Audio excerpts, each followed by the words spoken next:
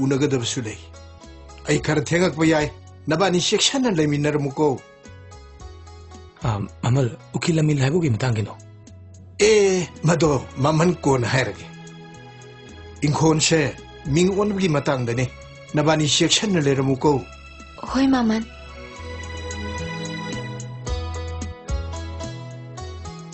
Maman je, mabung mo pa yan param daw mali. Pawde nate, ay di mamal, ay taton. Ay da magtadi ebal mapuga pangkak ni. Ado, ako ising asik isang tong dino. Nangize, inakta pamaga ensang semningak pamali. Maman na ko injection laminar mo hay dudi. Masak aziga. Tobi nang kinji pawde, oy na tina hawe. Jiri lay magi kin noramadi amuhe na way nang gadaba. Tobi nang sidi. Mapang kaya dano, ay na ay isan biti doisibo. Ay isan bise, antong pang kaya dako. Kaya ino na ino hudik daw doisibo. Kaya daw re? Tobi leri masi. Kaday da? Tobi ka nung tanga do, jiri de lotun leri masi.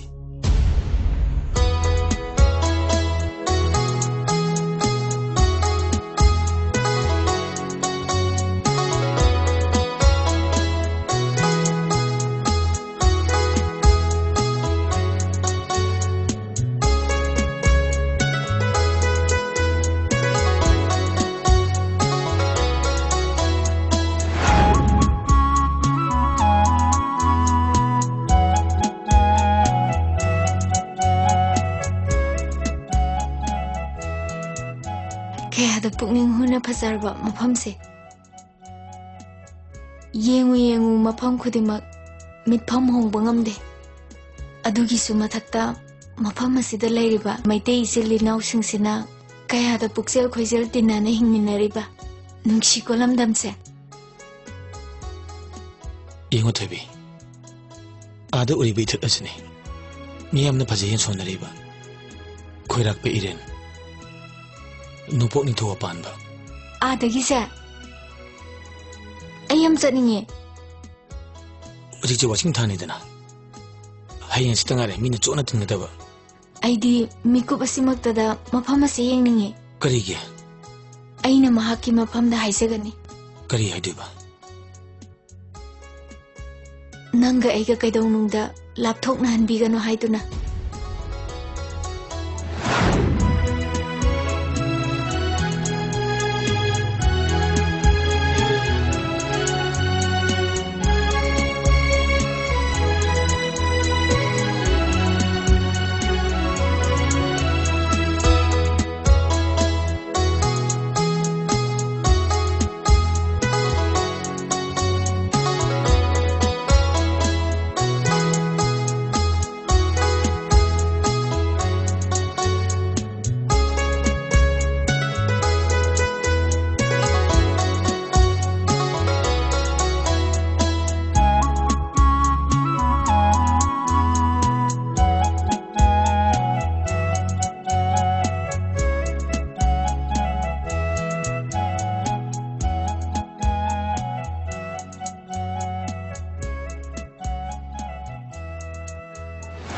Nangna aibu karigumba matamda aibu thadoklage khanba matamda aigi de roiba mikumni aina mo punsi thadoi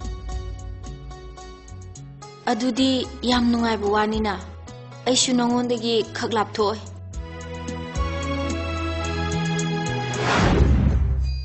Ai kaune onto kaune Nongthang leitro Nongthang magi yumsi sengdi senge ko Hoine si nongthang mayuni ne adudi moi marketing ngum basalam gadra Swai daga thom suai Saslo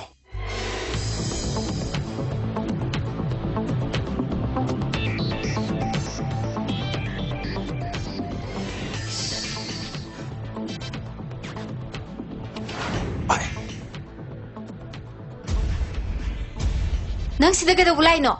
Nang bulaw lay ni Ay siya, mapupan ka ba ni have sin nang kaor ba? Tabi! Kana laige! Kana laige! Kana Kaygino, nang na siyam ni kay khangdri se. Eh, lau, lau chỉ lau, lau, lau. Thado hai bane. Lau nè, lau, lau. Kadai da hajino sinung tawri. Mahul thado. Kayo nito siya. Nong thang, Nang zimiyang ustabro. nong thang. Thấy bí vậy của tình hình thế nào? Oi, lawai.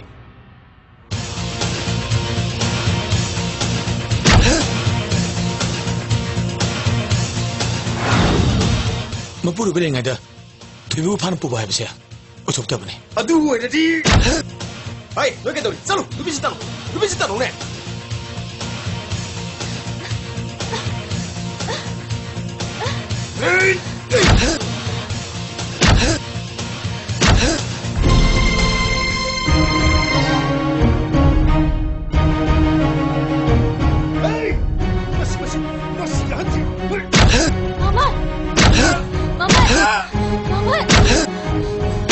Hey, tao gano.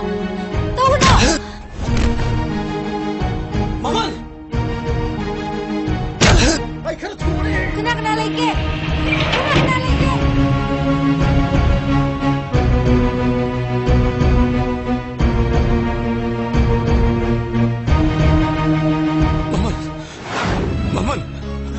Maman mau siya. Maman!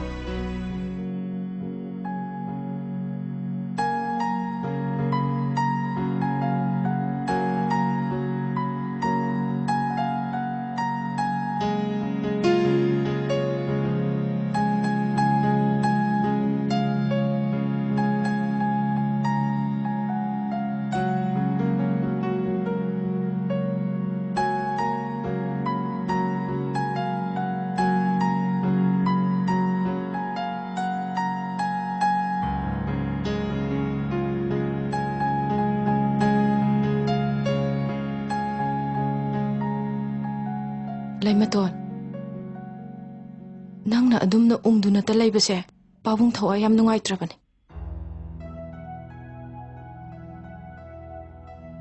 Kaino nang khalidubo? Adumayna tawgadabo oirabadi. Ay suyum sida lakadaba talle.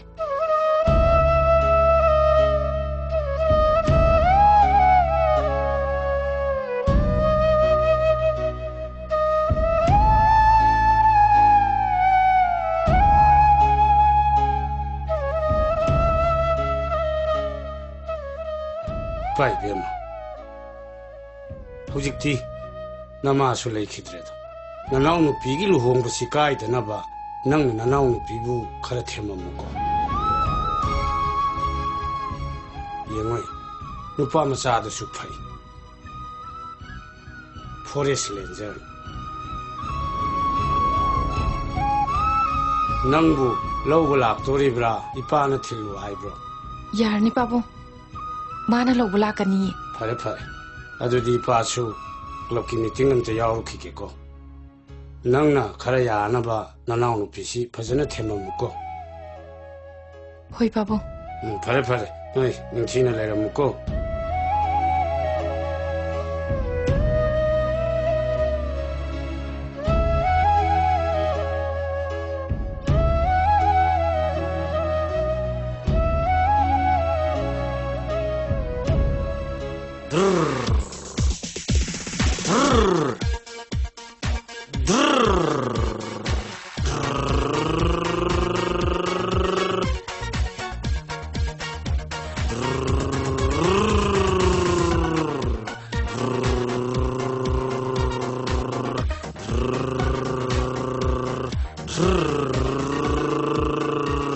Tato, karino tawri dubo?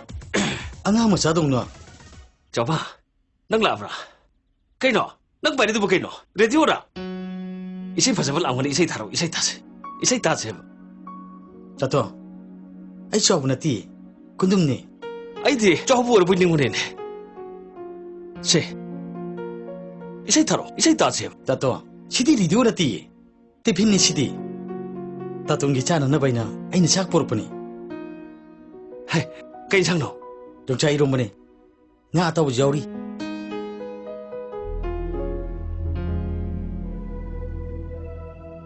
ngārāngshū makā thāngmagīsida maikū kārēna usaw asuk orabā ningchānguraga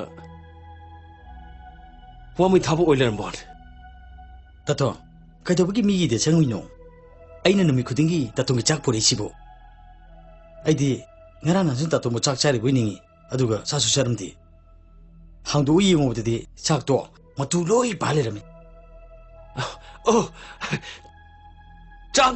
짝나 마투 발피 마땅다 아스 오이남나 하오그자니 야래 또 따또 세 작세 자토는 부덕지 세 아이니 보리비 작세 힘자비도 우키니 양 와나 보리자니 로 세 자토 러봐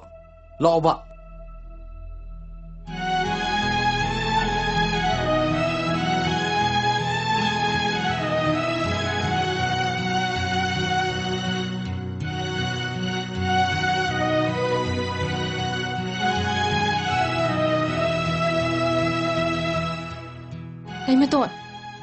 Ise, Nang tayo kaino? Ha? Kaino nang kalijibo? Mapang kadayda lay kangdraba. Nung tanggi wakalda, nang punsi chupagi yung palaroy na kalisi kay gino.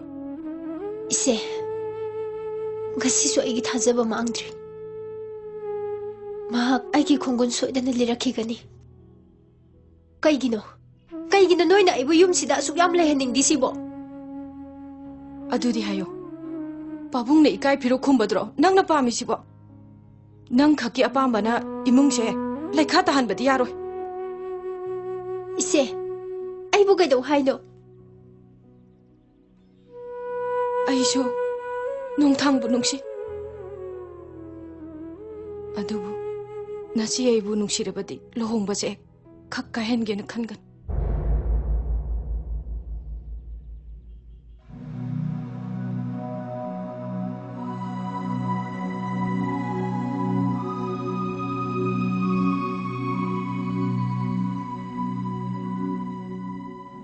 거기다도 누가 연장하잖아. 따돈!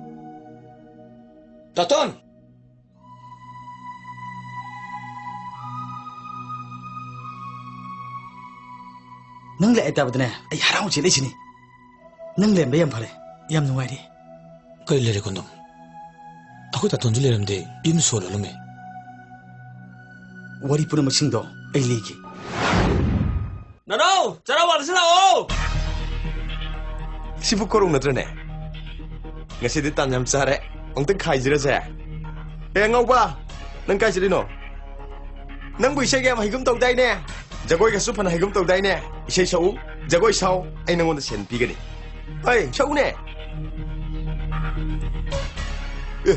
kaino mana tarang nong yeng leisina ha 낭세 나삭수 얌파지 센수 빠름도 말래 samgadi postai 이세 자기는 셋하고 타게네 nang sen kano ina pigani nang sei pasam sau ko nang sel kano ina pigani ko 하와도 레이랑도 까우방엄데 타우독도 하와도 레이랑도 까우방엄데 타우독도 하와도 레이랑도 까우방엄데 타우독도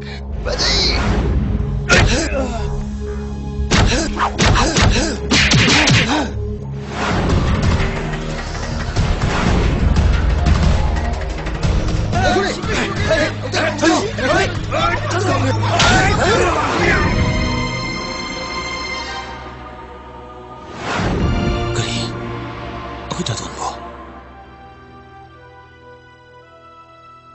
따뜻한 것이 나 아기 다막 뭐 품에 달아보고 그리 내 옷이 또 그다 보세. 농탕 nang hinjene khaluno mase atong akut naiba punsi khongchani akhoi thebe shu nangi wakhal tumba chaba amatta khangdirabani 토이비 난 나이고 방담을 소인을 와오라는 거네. Madhu Poonam ओजग्रसनु I uncle IG कैरुंग बोहिदे चलुबनी नंग यावखिबे SI गी interview दो हाइंग हाइदोकनी हाय अदुगने नंगी share number दो time यावकनी हाय कुंदुमेगी पुंसी से वहां थोंग में थोक थरबने नुंथांग नंग वाखन हंदगनु कैदोरगे नंग langam phiran khudum chir paira lapa mikuptuni ekhoi thubi ni ngaijari sisu कुंदुम Laimaton, nupi na mapamda laiba haibase, minuk masya yam na changi. Punamag nang nakhang bataban. Asi sali jibu nung thang na tro. Manida. Nung thang!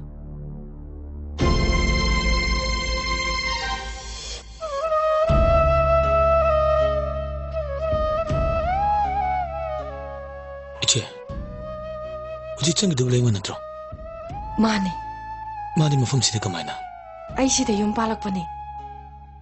Lao, imong chang gisi, wari saru gisi ba? Lao. Impalda, ako'y yung honggot padagi. Ako'y adum kaina kreko. Nati nang bo huzik po katay dalagi. 싱싱이 딜레이 Oo. Huzik kay kita urigi nang bo. ay lagliba tang tayo sida ay sa inspector ki training salaga ni je Esay kalaba. As yam pare ni ipadian. Laimaton! Laimaton! Sa kita si mo! 이제 레몬돈이 kay tawre Mana nang bune. Yam nangay jaram bane. Adubo babong na Laimaton do. Namda na luhong biki. 레몬돈 로ong kreiba Mahawji. Maraybag TV hay ba do? Oy, doon na layre. kamay na nungay siya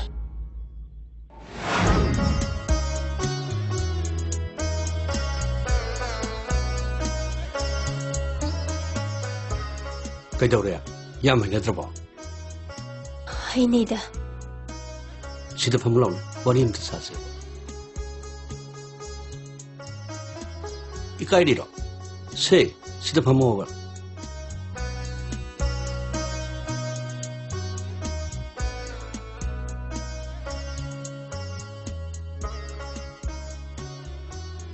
델리도 tamina namba imana pam lai ai mau tan tin tu ki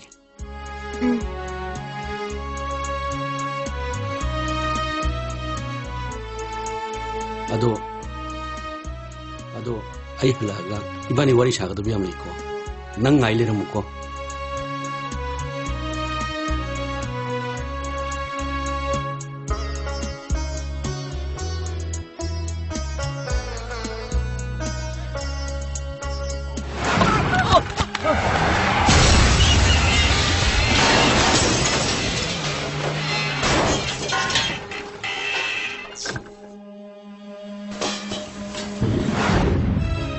Bima, tahu je bukan ini. Puja tu accident tu ini. Ya ada ini.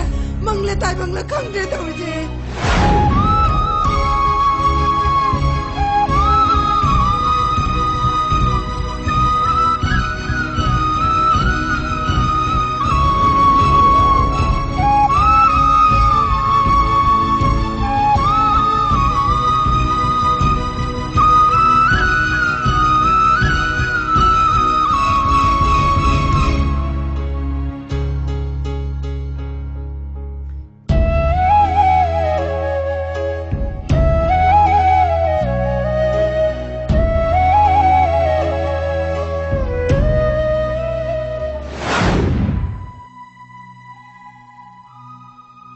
Laimaton kok thorak wari ngak teng chako.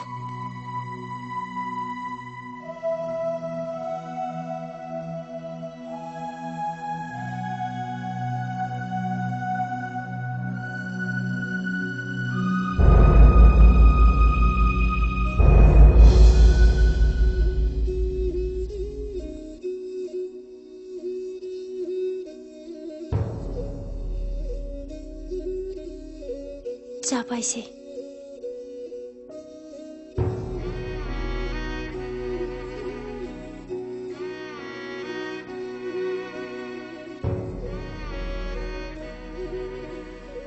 ꯆꯥ ꯊꯛꯄꯤꯌꯨ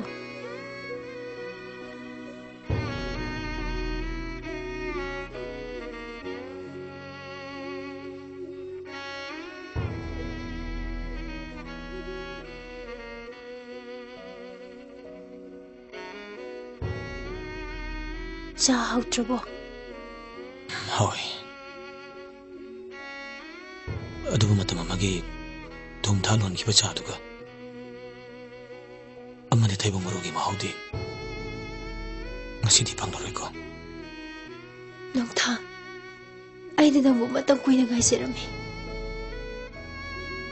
ꯖꯤꯔꯤ ꯇꯨꯔꯦꯟꯒꯤ ꯏꯃꯥ ꯃꯥꯕꯨ ꯁꯥꯈꯤ ꯊꯝꯂꯒ ꯋꯥꯁꯛꯈꯤꯕ ꯏꯃꯥ ꯃꯍꯥꯛꯅꯗꯤ ꯆꯟꯕꯤꯗ꯭ꯔꯦ ꯑꯩ ꯅꯪꯒꯤ ꯋꯥꯔꯤ ꯄꯨꯝꯅꯃꯛ ꯈꯪꯂꯦ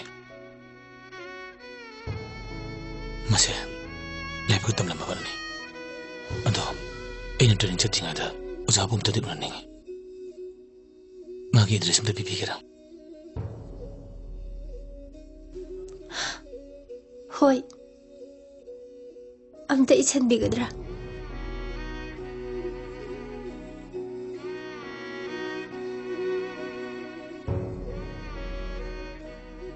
하비로 중남분시 간치পুर 오포지트 मणिपुर यूनिवर्सिटी टेलीफोन नंबर 2445694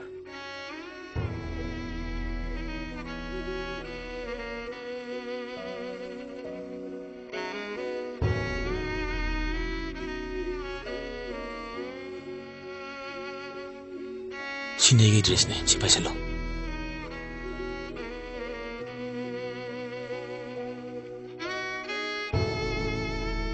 이제 애무새 의기에 두디 농탕 난 마락마락도 거이러고 이제 레마 이제 의기 ꯍꯣꯏ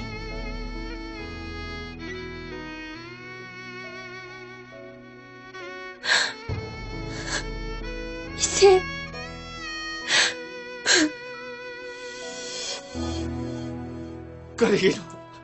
까레기노 아이부 밤새도 나코일로 파전으로 담배봐 아이부 닝담할로 아이부가 오버로 아이부 닝담할로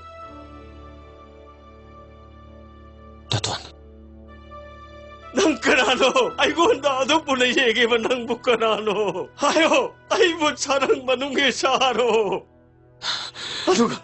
아두가 낭나까리기 깝리바 따돈 Ay, naging nananong tang ni Taton. Nananong mo sa kang bitsa ba, Taton? Oh. ningsili 낭부 에코이 농타 Mani, Taton. 낭부 에코이 나노 Mani, Taton. Ay, naging nananong ni Taton. 아두가 낭나 깝리바 나까리기 하 낭의 것도 까리기 Taton. Ay, ay, hindi kiti isayit yun sa kanya. Ay, Taton mamtok ni Zagi laksa pa ni. 낭나 타나기 아쪽부 오이더라봐 레카이 에코이 나노 타나기 아쪽부 오이더래 Taton. Nanaw na matik sa abdo ay raga. Taton mo nung hailahin ganiye. 마탐 누르락는 닝타오 아두가 이나 닝타오기 아금바 아이스 닝타오기 아금바 아이스 닝타오기 아금바 Taton. Kapkuno, Taton. Matang sulore. Ay, tsalagi. Ay, Taton ba matang? Kung pa'y kuram Zagi laksa ulit, Taton. 나노 이한무기 이무고 Nanaw, Taton, biyo. 나노 낭바탐 punamakta may pauko 이한무기 이무고 matam nure. Taton. Ay, tsalagi ki, Taton.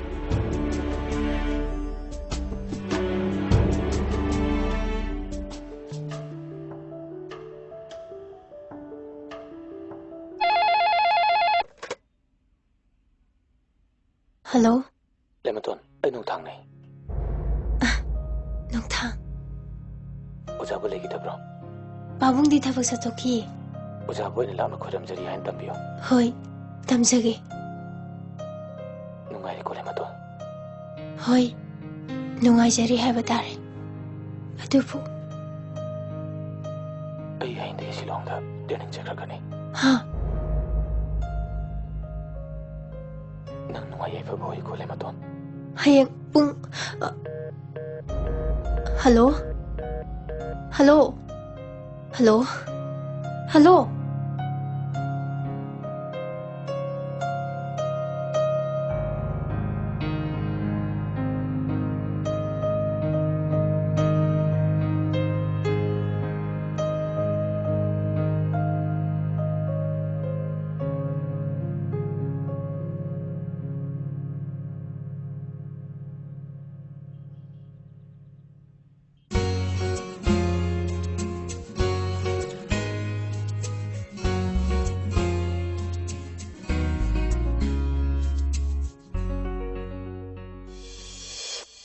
ꯇꯥꯏꯕꯪꯒꯤ ꯑꯋꯥ ꯅꯨꯡꯉꯥꯏ ꯄꯨꯝꯅꯃꯛ ꯇꯨꯡꯑꯣꯏꯅꯔꯝꯃꯒ ꯑꯩ ꯅꯪꯕꯨ ꯉꯥꯏꯔꯝꯒꯦꯀꯣ ꯑꯩꯅ ꯉꯁꯤ ꯐꯤꯕꯝ ꯑꯁꯤ ꯂꯦꯞꯄ ꯉꯝꯂꯤꯕꯁꯦ ꯅꯪꯒꯤ ꯇꯧꯕꯤꯃꯜꯅꯦ ꯊꯣꯏꯕꯤ ꯑꯗꯨꯃꯥꯏꯅ ꯈꯛ ꯍꯥꯏꯒꯅꯣ ꯑꯩꯒꯤ ꯄꯨꯟꯁꯤꯗꯤ ꯅꯪꯒꯤ ꯅꯔꯨꯝ ꯊꯨꯞꯂꯒ ꯍꯤꯡꯖꯕꯅꯤ ꯋꯥꯈꯜ ꯂꯥꯡꯕꯩ ꯆꯠꯇꯅ ꯅꯪ ꯑꯩꯕꯨ ꯉꯥꯏꯔꯝꯃꯤꯀꯣ ꯊꯣꯏꯕꯤ ꯑꯩꯕꯨ ꯊꯥꯗꯣꯛꯄꯤꯒꯅꯨꯀꯣ ꯄꯨꯟꯁꯤ ꯆꯨꯞꯄ ꯅꯪꯕꯨ ꯊꯥꯗꯣꯛꯂꯣꯏꯌꯦ ꯑꯃꯨꯛꯇꯪ ꯉꯥꯏꯈꯣ ꯂꯩꯃꯇꯣꯟ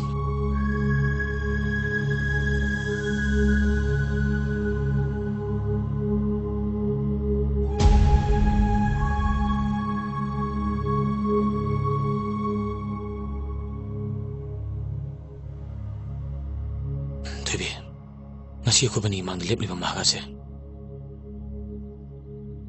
ꯑꯇꯩ ꯀꯅꯥꯁꯨ ꯅꯠꯇꯦ ꯃꯇꯝ ꯄꯨꯝꯅꯃꯛꯇ ꯑꯩꯅ ꯇꯠꯇꯅ ꯄꯟꯕ ꯖꯤꯔꯤ ꯂꯩꯃ ꯍꯥꯏꯕꯗꯨꯅꯤ ꯃꯍꯥꯛ ꯑꯁꯤꯅ ꯏꯝꯐꯥꯜ ꯊꯣꯏꯕꯤ ꯉꯁꯤ ꯅꯈꯣꯏ ꯑꯅꯤ ꯃꯁꯛ ꯈꯪꯅꯧ ꯖꯤꯔꯤ ꯂꯩꯃ ꯏꯝꯐꯥꯜ ꯊꯣꯏꯕꯤ ꯐꯔꯦ ꯑꯩ ꯆꯠꯂꯨꯈꯤꯒꯦ